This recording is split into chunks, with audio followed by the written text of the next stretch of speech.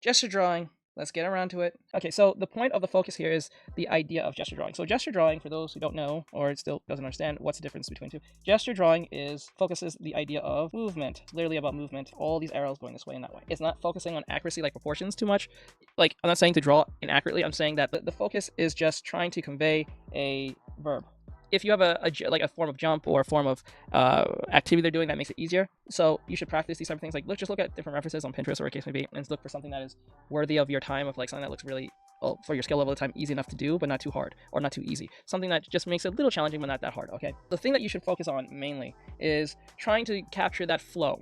So how do you capture that flow? You're gonna learn something called the line of action. Okay, the line of action, the LOA, as I refer to it, I don't know if anyone does. The line of action is literally like an imaginary energy spine or line that goes through the subject through either, depending on what the pose is.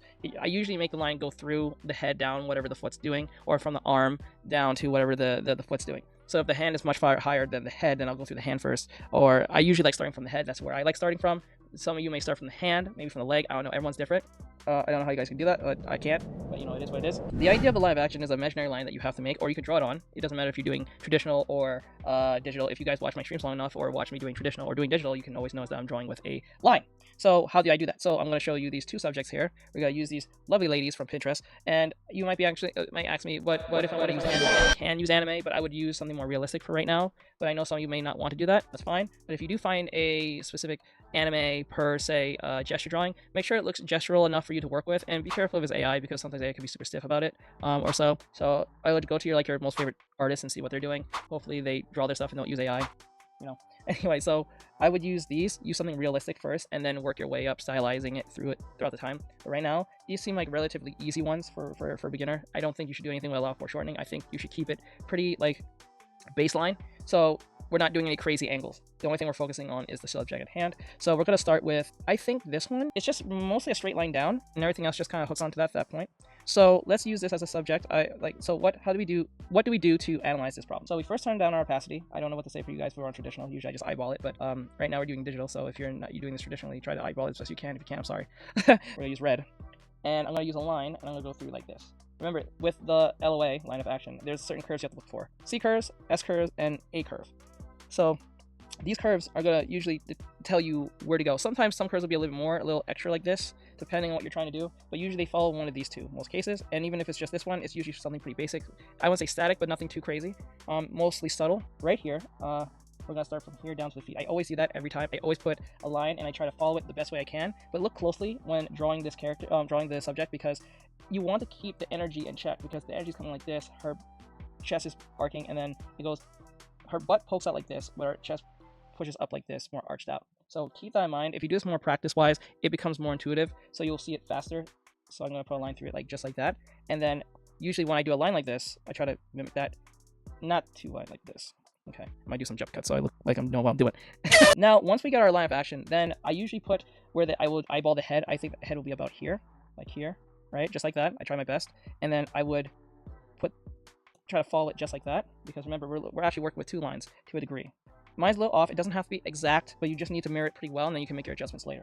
So don't worry about being like accurate at the very beginning, because you're going to, so like this, we're going to curve it like this. Remember, her chest is kind of poking like this, and her butt kind of pokes this way.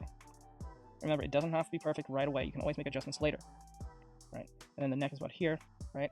Let's see how close we are from that, like this, the butt's like this, like that, right? Now mine's a little bit more of too much of a peanut shape, more wider, so we need to make it a little more skinnier, just to capture that a little bit better.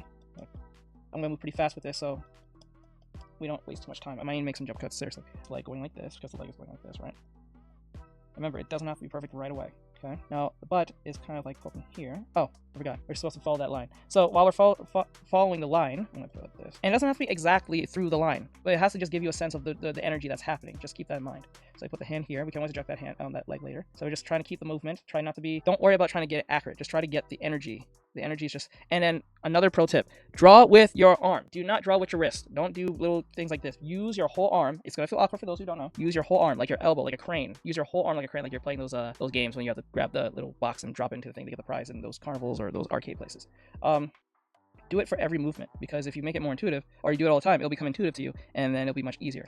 Okay. Now remember, I have a little bit more experience than some of you who are beginning, so don't feel frustrated, don't feel attacked, don't feel like you're not getting it. That's fine. That's normal. Don't think you're stupid or anything like that. It's not nowhere close to that. It's just you need to. I'm going to hold your hand through this as best as I can. And for those who are watching, please criticize or tell me why I went wrong or something I didn't focus on too much and that great stuff. I would like to hear your opinions on how I'm teaching this because, like I said, I'm putting the effort to do it now than ever, and I really need your guys' feedback. So when I do the next video, it's better than the last one. And please give me a solution. Don't just say it's ass and then that's it.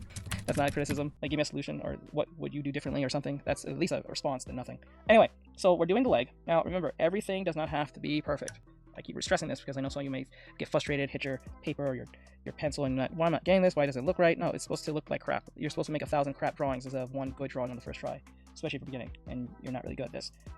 Just because you're watching a tutorial does not guarantee it's going to go well. It just means you want to put the effort in. That's the guarantee, and that should be your focus, trying to improve, not trying to be perfect. Now, that's what we got with our subject, okay? Now, I'm going to make this a bit smaller, make the leg stick out more like here. Foot like this, right? Now, remember, mine doesn't look exactly exact, but it doesn't have to be. It's supposed to give you a sense of rhythm, a sense of understanding that you're doing something for a specific purpose, okay? And this specific purpose is supposed to nullify the idea of you trying to make everything perfect or trying to make everything into an art piece. That is not the goal here. The goal is to understand, to learn and understand and apply. That's it. Don't try to be perfect. Please don't, because you're going to frustrate and burn out and probably give up. And you don't want that. And I don't want that for you. I want you to improve and be the best you can be, no matter where you're from or who you are. All right. That's what we have conveyed from this whole subject. So let's see how close I am to the subject. We can actually grab our character and put it like this. Now you can see that it's very close, but it's not close enough. It's close enough to at least tell you that it's doing the ballet type, movement, but there is some issues with it. And that's okay. It's okay to find issues within said drawing. That means you're improving. That's also a form of improvement. Looking for a form of improvement is good when you are seeing inconsistencies. That shows that you're actually paying attention. The issues I would do when I'm trying to find better, to do better, I can't speak to my, do better is look for anything that doesn't match. So like the leg doesn't match all that well. I think the head's a little bit too low. And then the arm here, it's all right. It's not perfect, but it's too straight. Too straight. See how this arm is like curved like this? Mine is way too straight. So that's where the issue comes in.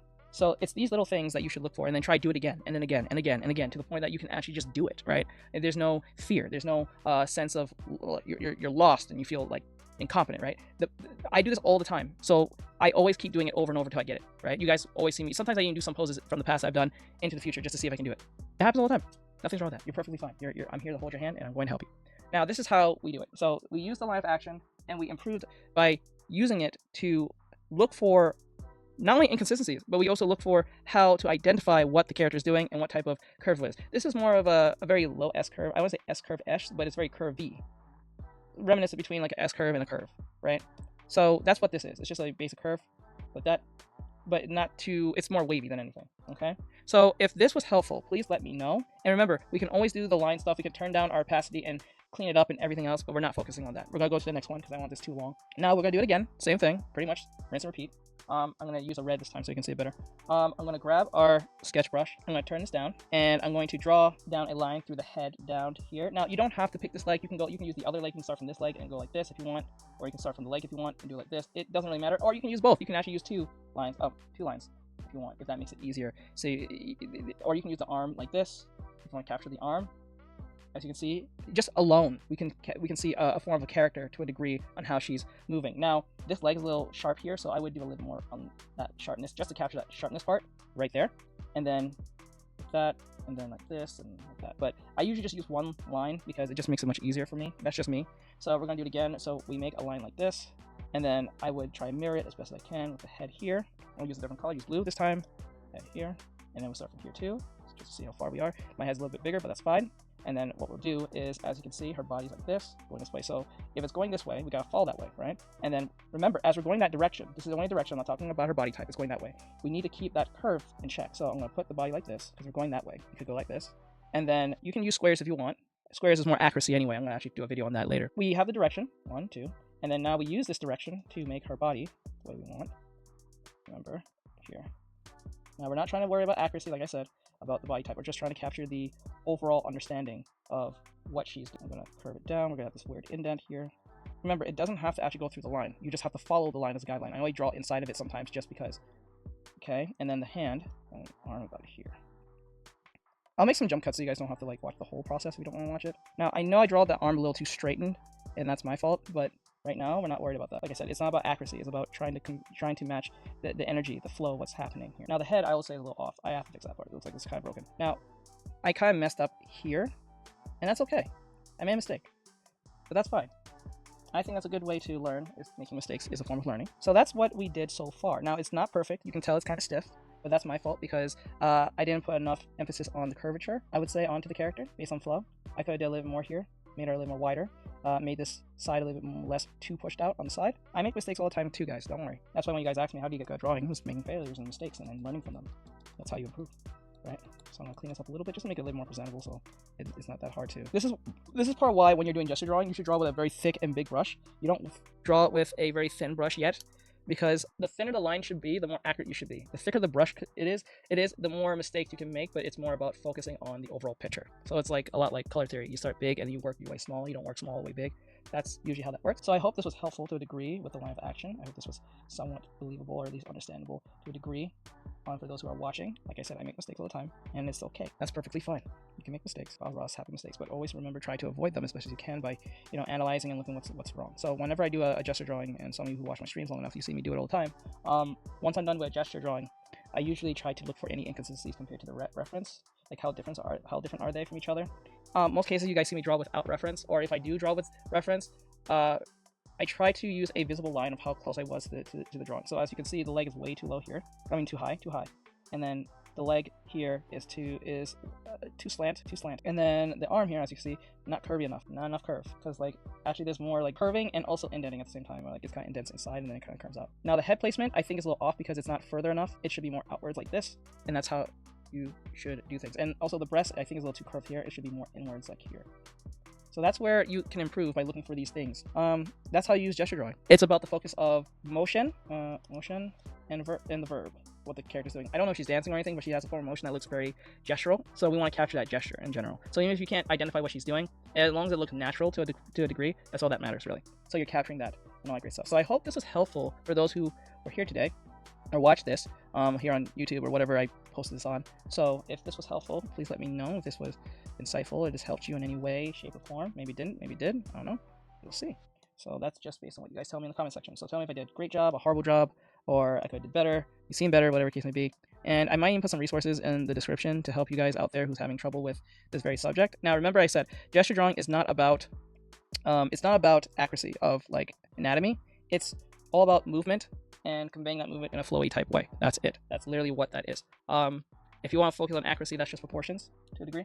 So with that said, I hope this was helpful, like I said, and I'll see you guys in the next one. Thank you. If this was too short, please let me know. Or if I didn't touch on something, please let me know as well. And I'll see you guys in the next one. Bye-bye.